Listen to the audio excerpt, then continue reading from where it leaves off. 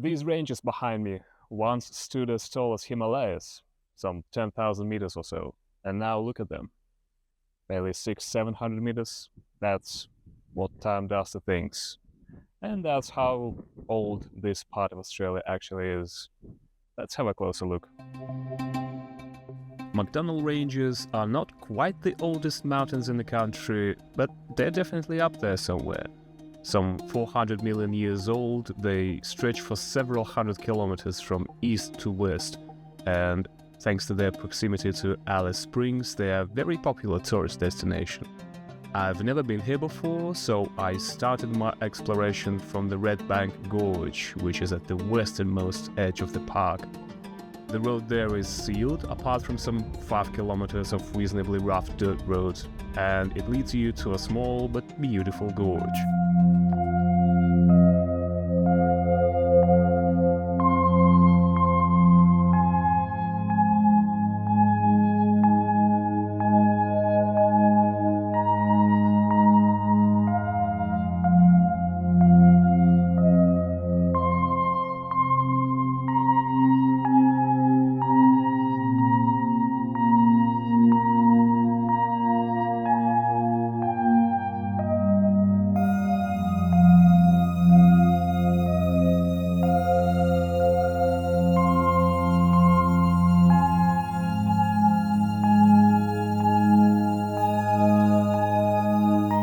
It's an interesting place. Looks like a cross between a swamp and a gorge at the moment. Kind of a weird combination of red and dry and wet. But yeah, it has this very interesting vibe. Feels very ancient, like someone has never been here for hundreds of millions of years, which is obviously not true, but somehow it feels that way. I don't know. That's the red center for you.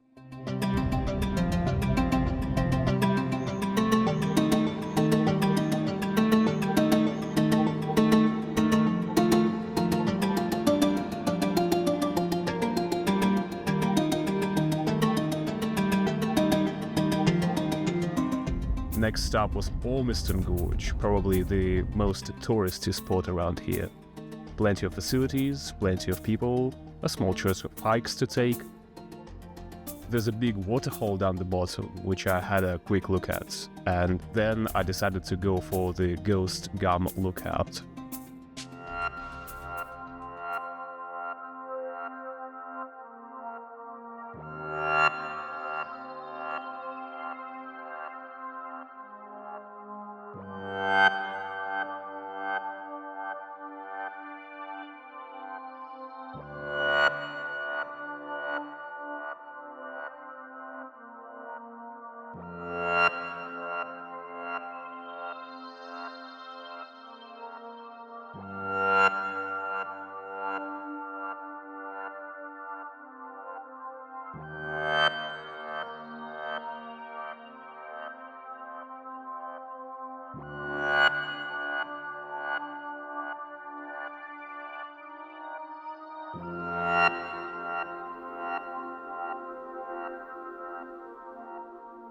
Well, all of this, apparently, all these beautiful rocks behind me, was a bit of an ancient sea, hundreds and hundreds of millions of years ago, and all this sand and clay and mud were compacted and pressured into sandstone and mudstone and whatnot, and then some enormous tectonic force pushed it all and crumbled it, and now we're standing on top of it.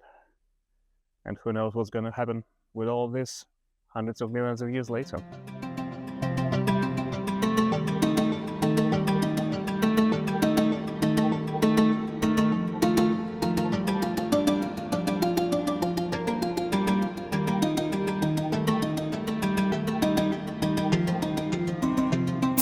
I'm at the Serpentine Gorge right now, which is a pretty awesome name for a gorge. And behind me there's a permanent waterhole, one of the few permanent waterholes here in this park. And it always amazes me when I see permanent water in a dry, hostile environment like this. It probably doesn't look hot right now because it's a bit cloudy, but trust me, it gets super hot most of the year out here, and permanent water here is pretty amazing.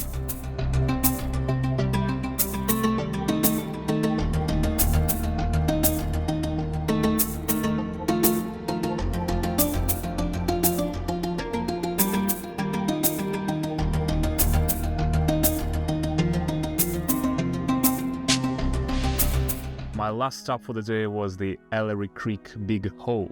Not just a hole, a big one. It's only a short drive away from Alice, so it's a pretty popular spot for picnics and such, with quite a few swimmers around.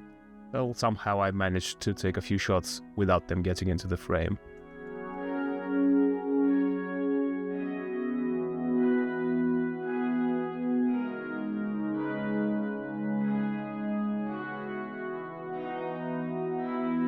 The next day I decided to go east from Alice and visit the Trephina Gorge, which apparently isn't nearly as popular as some other places around here, so I thought I might as well check it out.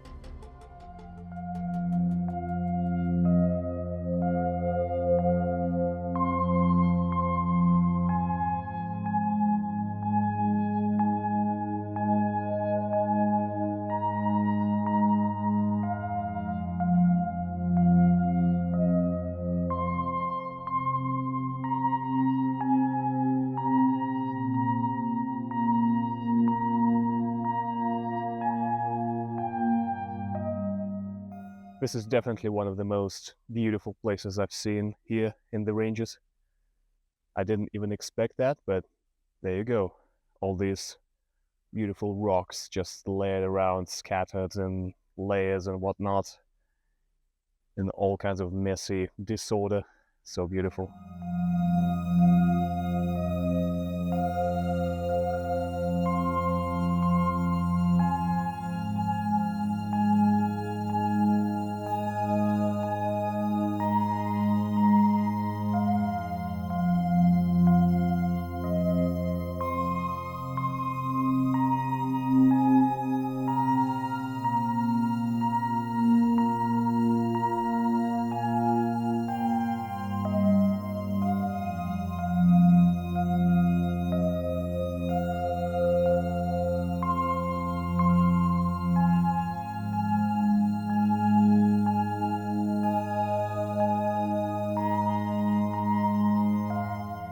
I gotta say, this has got to be one of the most scenic gorges in Australia that I've ever seen, and I've seen a few of them.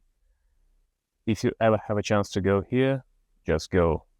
It's not too far away, the hike is not too difficult, and it's so worth it. The rest of the hike took me along the creek bed, all smooth and sandy and slightly wet after yesterday's rain, below the top dry layer.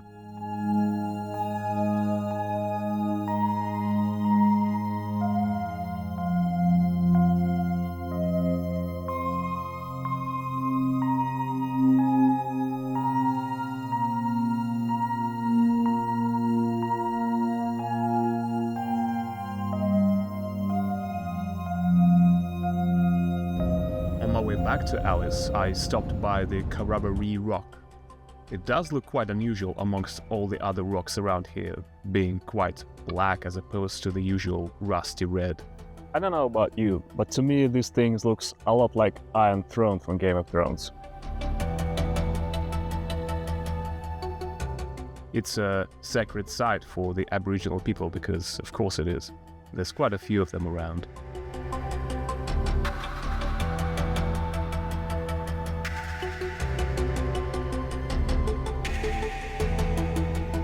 Emily Gap and Jessie Gap are two small gorges very close to Alice Springs. Popular picnic spots, predictably, but I visited them nonetheless. Good thing about all of these spots that I showed you earlier is that they are all very easily accessible by sealed roads, maybe with some minimal dirt driving overall.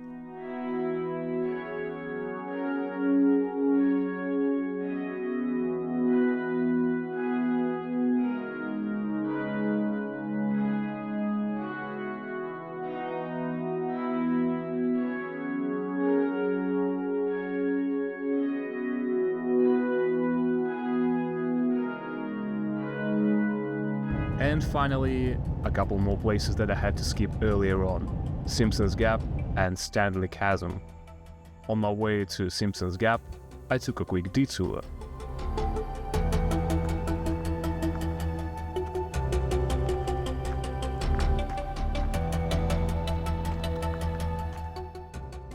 Sometimes it's great to take a walk off the beaten path, so to speak.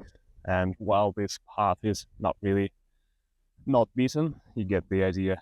I decided to take this walk called Cassia Walk here in Simpsons Gap early in the morning, away from the crowds, and it was a great idea. All these desert scenery with all the rocks and the grass and whatnot, entirely for myself. Perfect.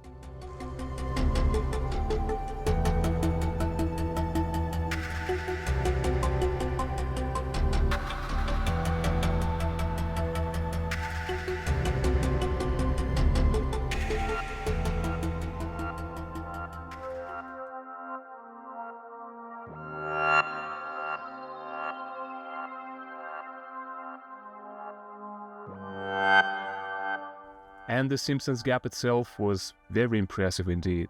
Had quite a few visitors walking around, despite it being Thursday and already 30 degrees in shade.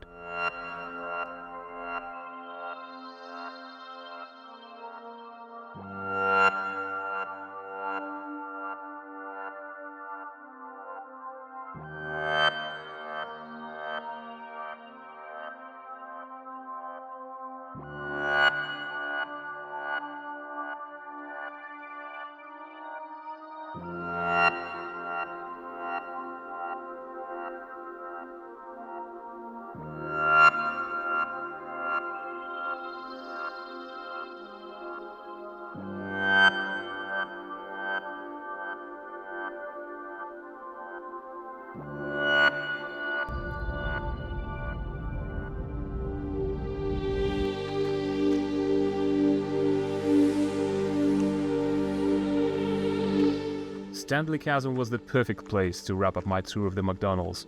These narrow gorges with vertical walls are very rare in Australia. The only one I've seen myself so far was the Echidna Chasm in Western Australia a few years ago.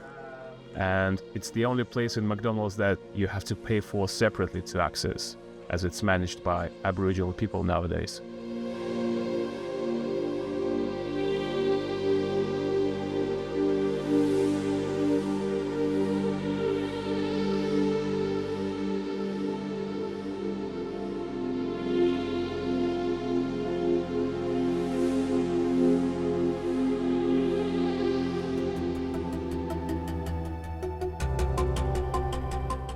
Well, this was my take on the Great MacDonnell Ranges. And yeah, while they may be old, they're sure still pretty. Let me know in the comments which part of them you liked the best, and I'll see you in the next one.